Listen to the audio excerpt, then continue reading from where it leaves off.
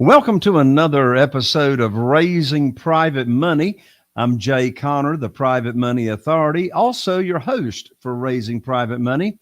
And I'm so excited to have my guest today. For almost 7 years now, my guest has been trying to get into this real estate game and really hadn't had much success at all until recent years. He's tried everything. I mean, you name it, he's tried it. He's tried wholesaling houses. He's tried apartment investing, house flipping, and really couldn't get any of it to work. I mean, he's invested, $150,000 in different programs trying to learn about real estate investing.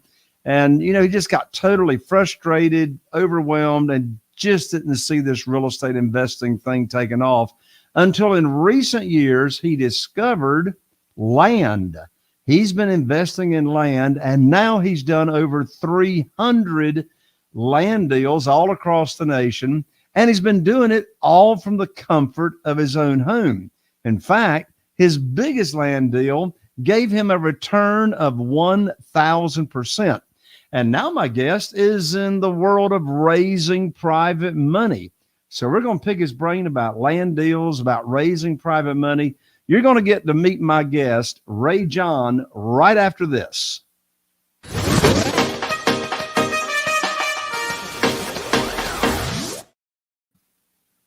What? Now that was a quick video. I got to talk to my producer after the show about that.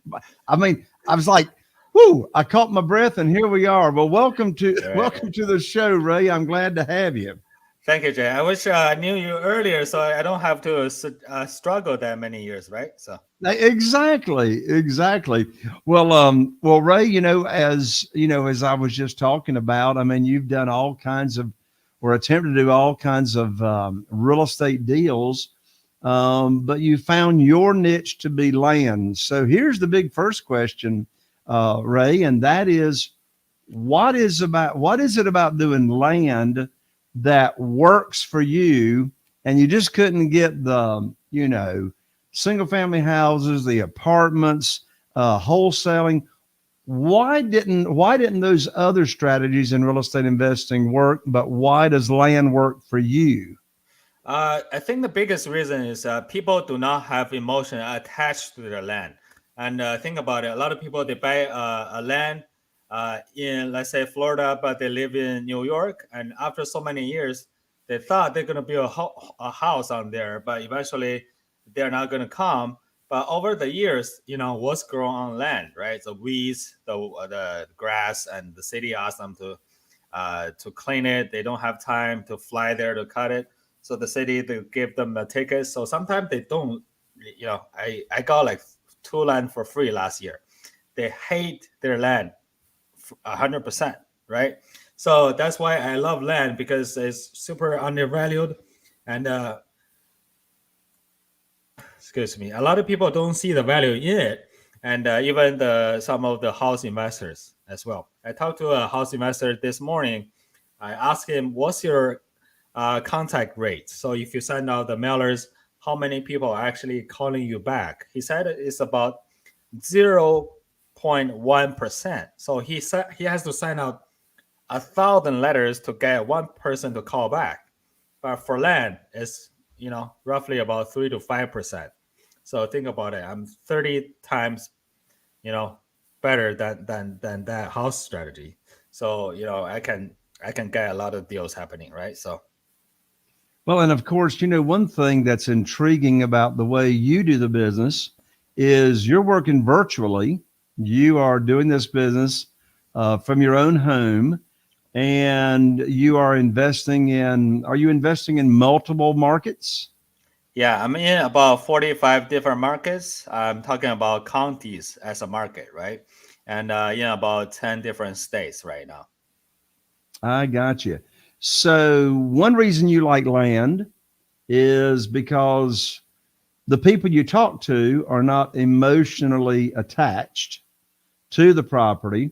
It sounds as though that in the past you've talked to some people that were emotionally attached to their property, and the conversations were not so nice, right?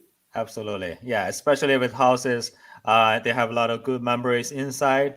So it's very hard to get a super good discount. But for land, it's very normal. We got a deal under like 40% of the land value, or sometimes 10%, right? So it's really a miracle with land. Now, you've recently started raising private money for your deals, but you've done a lot of deals without raising private money. What is it that came along that you decided, I need to raise some private money? I think you've used private money on your last 7 deals or so. What happened?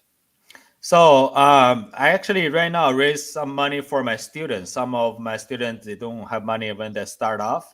So I do that. And when I first started land investing about like when I first started this new way of doing land flipping, I didn't want to put so much money into it. So I started to find private uh, lenders, like people that have money, they want a decent return. I just tell them, I give you 15% of the deal, and either is the profit of the 15% or the money side, right? So if you put 10,000 in, you get 1,500 profit. I started to do that at the beginning, about the end of 2021. I did about 10 deals there. And right now, I'm just sometimes getting money for my students right now. I see. So, where are you finding your private lenders? I get that question all the time from a new real estate investor that's wanting to raise private money. They say, Jay, where do you find these, private lenders to talk to? Where do you find yours? Let's. I want to think in the other way. Instead of trying to find, you just be who you are, right? So, what do I mean by that? Let's imagine if Warren Buffett tell you to give him some money, how much would you give it to him, right? So you probably gave him a lot of money, right? Why is that? Because he is an expert in his field. He's going to make a lot of money for you. So instead of trying to find it, before we try to do that, we actually have to be the expert in our niche. And then when you do that, people see that you have results and they trust you and like you. People only do business with they trust and like, right? And after that, you build up this incredible credibility, and then you can start to approach them. Give them, this is what are you going to get if you invest in this project or in yourself, right? And you can go to this different mastermind, like you and me we're in a family mastermind, and there are like Tony Robbins has their platinum group, and all people has their own mastermind, right? So you can start to do that after you are the expert in your field, but not before that. You not just go there and tell them, hey, I need money, give it to me. They're not going to give it to you. So Yeah, I couldn't agree. I couldn't agree with you more, Ray. I've been raising private money since 2009, and I've never asked for money. I've never pitched a deal. And people say to me, they say, Jay, how in the world have you got, $8.5 million in private money that you just moved from project to project and single family house to single family house, and you never asked for money? Well, here's the answer. I put on my teacher hat and I teach people. And of course, to teach them, you got to know what you're talking about. You got to be the expert, like you just said. And I teach people what private money is. My wife and I, Carol Joy and I, we've got 44 private lenders right now, and none of them ever heard of private money, didn't know what private money was until we taught them about it. They never heard of self-directed IRAs. They didn't know what self-directed IRAs were and how they can use retirement funds to lend out and invest and get tax deferred or tax-free income with no penalties. So, like you say, Ray, it's being who you are. I also tell people, when you have a baby, what do you talk about? That's all you can talk about is your baby, right? Or if you're old enough to be a granddaddy, that's all you can talk about is your grandchild. So I say, give birth to private money, get excited about it, and talk about it, because that's what people talk about is what they are excited about. And like you say, I've never pitched anybody on a deal. I teach them about private money. I mean, one thing I've learned is once they learn about it, you don't have to chase the money chases you, right? Right. And so when you're a teacher and, as you say, an expert, and you know what you're talking about, then the money is chasing speaking of money chasing us, prior to COVID, there was $18 trillion in private money available that was just sitting in cash in people's retirement accounts. They didn't know what to do with it. Now on this side of COVID, there's $31 trillion in cash just sitting in people's retirement accounts. And so I know, Ray, that we have got some listeners that would love to get some private money. So let's give them a gift right now just for listening in. I'm so excited about the new private money guide I just finished writing. It's called 7 Reasons Why Private Money Will Skyrocket Your Real Estate Business and Help You Build Incredible Wealth. If you want to get private money fast and never miss out on a real estate deal for not having the funding, you can download my private money guide at jayconner.com/money guide. That's jayconner.com/money guide to get you the private money for your real estate deals. Well, Ray, back to this niche that you've got of land deals. You're doing this virtually. You're doing this from the comfort of your own home. Is your primary method for locating these deals is using direct mail and people responding to direct mail letters? Absolutely. Direct mail with the offer price. And when they get the offer price, they have 2 choices, right? They either reject it or tear it apart, or they call me back. And then on top of that, I renegotiate again after I got the offer price. So I got a kind of like a double kill, right?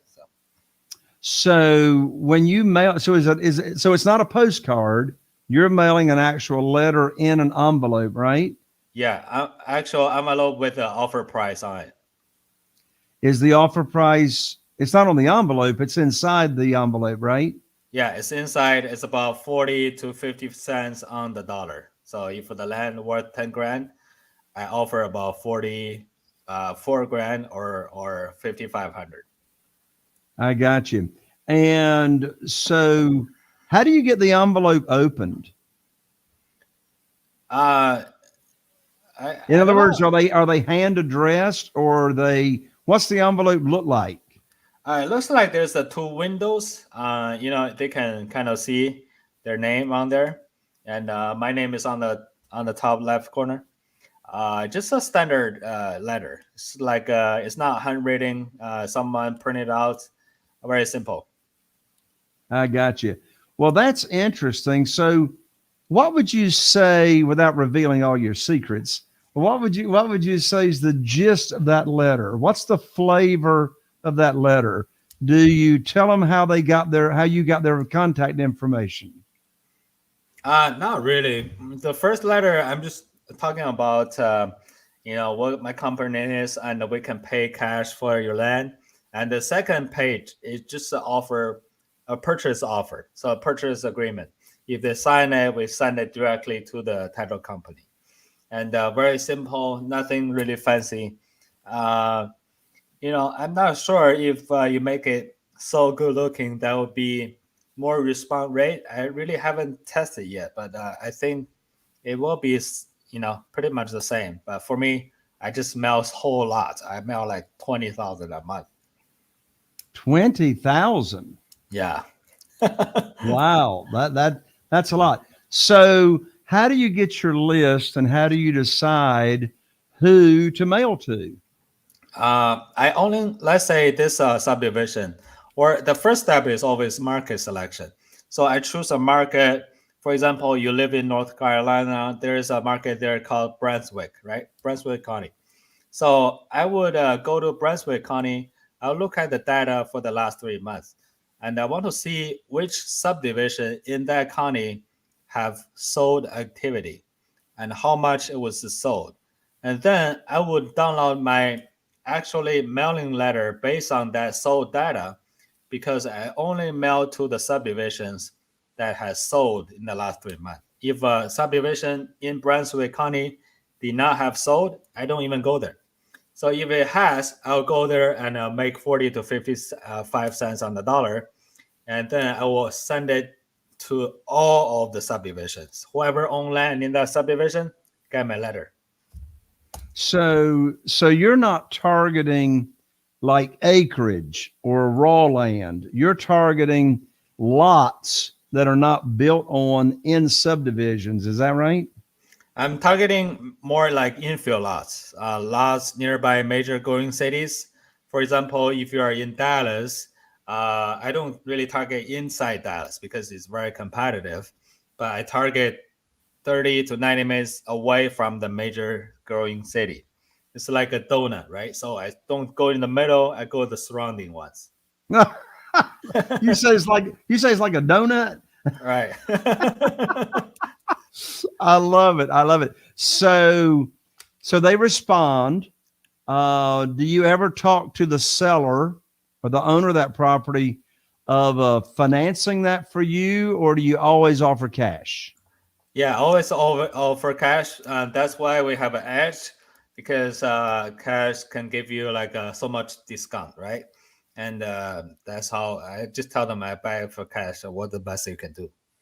Okay. So does all of your records come from public records, like public tax records? I download the record from ListSource, and I download the entire county list, and I'll based on the subdivision that has sold activity, I'll mail to that. Okay. Well, that's a nugget right there. You're getting your list for these lots from www.listsource.com, right? Mm-hmm. Absolutely. Gotcha. Do you mail to them only once, or do you mail to them more than once?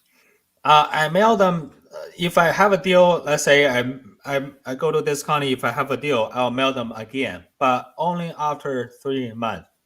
I made a mistake before. I mailed it too soon. So for example, I went to this county in Texas, and then I got one deal. I bought it for 20 grand, and that land worth about 55,000. So I was so happy. And then I got a second deal under contract. So I haven't bought it yet. I was supposed to buy it for 28,000, and that land worth about 63-ish, something around there. So what I did was absolutely wrong. So do not do that. I got super happy. I thought if I raise the price just a little bit more for my next mailing campaign, I might have more deals coming, right? Makes sense, right? So I mailed to that county again very soon, after like a month after I mailed the first one, with a slightly higher offer. And the second guy who was under contract with me, he got my second campaign for a higher price. And he said, okay, since it looks like you are doing this, right? Not someone else. So you're telling me one thing, the market is appreciating. I'm not going to sell it. I'm waiting for a higher price right now. So he canceled the contract. He did get a higher price from another guy, offered him 35 grand. And that guy bought for 35 and he sold it for 60. So I at least lost there 30 grand there. So I tell my student all the time, do not mail to that county unless about at least 3 months later. You know. That makes a lot of sense. So here's the big question.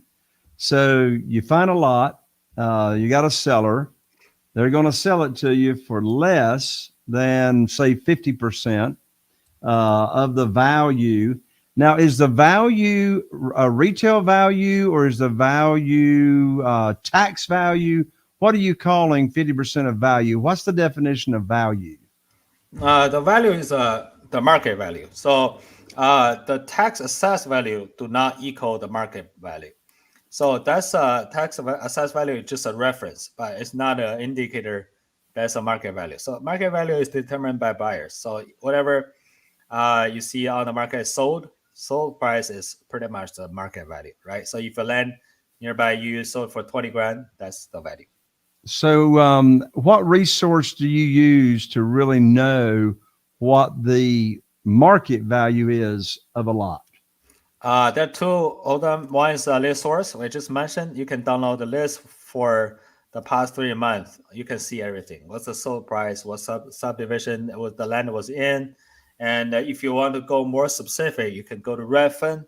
Redfin has a lot of data as well, and very specific, even in non-disclosure states. How do you spell that, Ray? REDFIN.com. RED, what is it? FIN. So Redfin.com. Redfin, REDFIN.com. Yeah. So that's another nugget. Thank you for sharing that, Ray.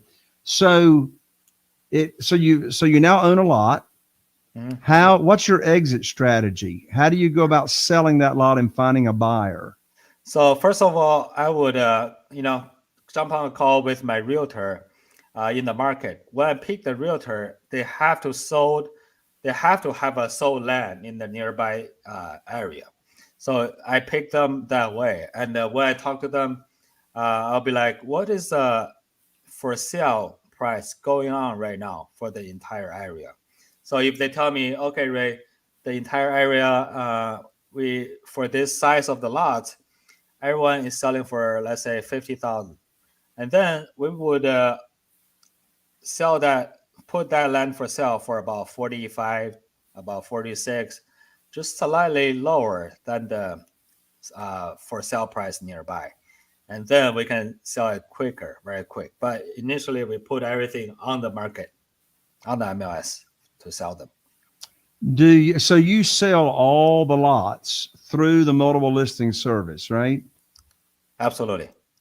I got you. Well, it's a powerful yet pretty simple process that you have for doing this kind of business. Absolutely. Our profit last year was 900,000.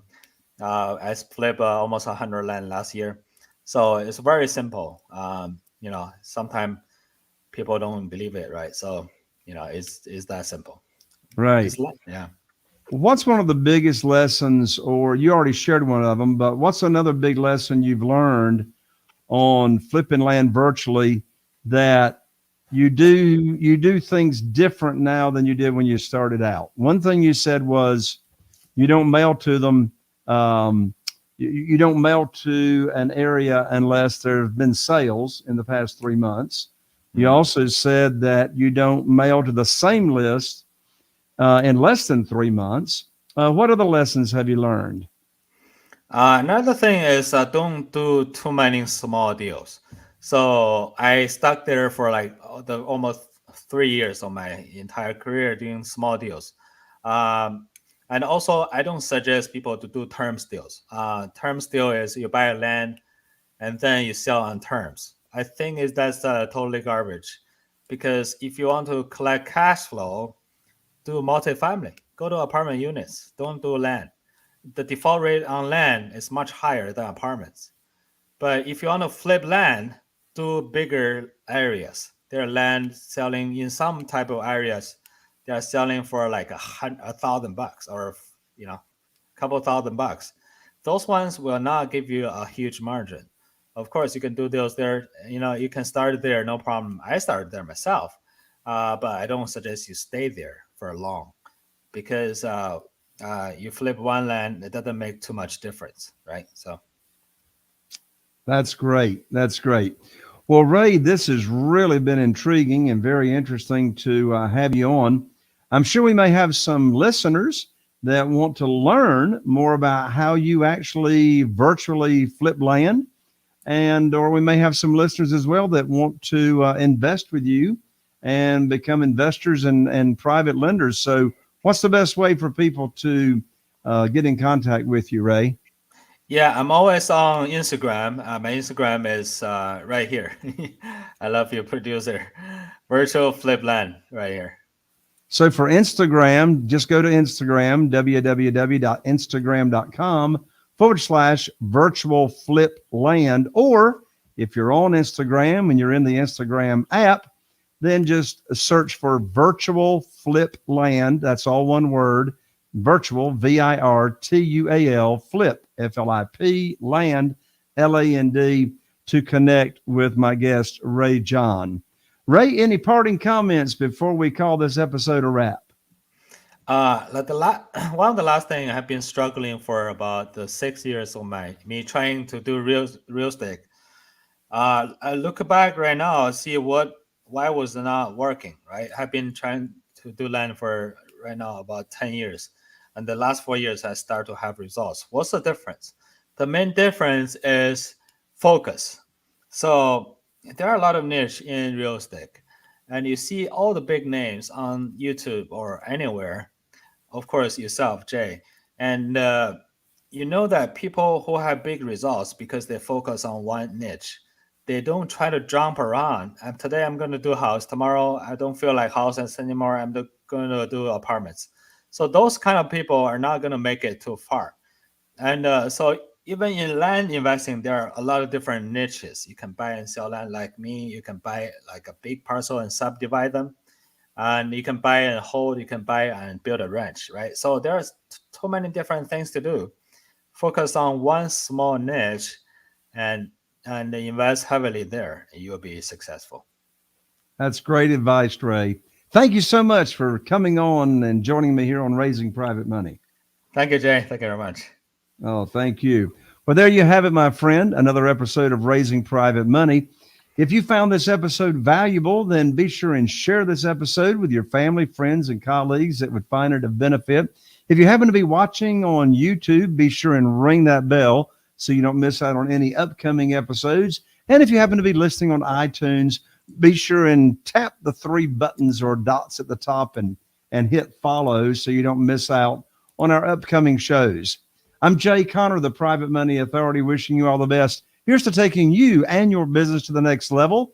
And we'll see you right here on the next Raising Private Money. Are you feeling inspired by the knowledge you gained in this episode? Then head over to jayconner.com/moneyguide. That's JCONNER.com/moneyguide and download your free guide that shares 7 reasons why private money will skyrocket your real estate investing business right now. Again, that's jayconner.com/moneyguide to get your free guide. We'll see you next time on Raising Private Money with Jay Conner.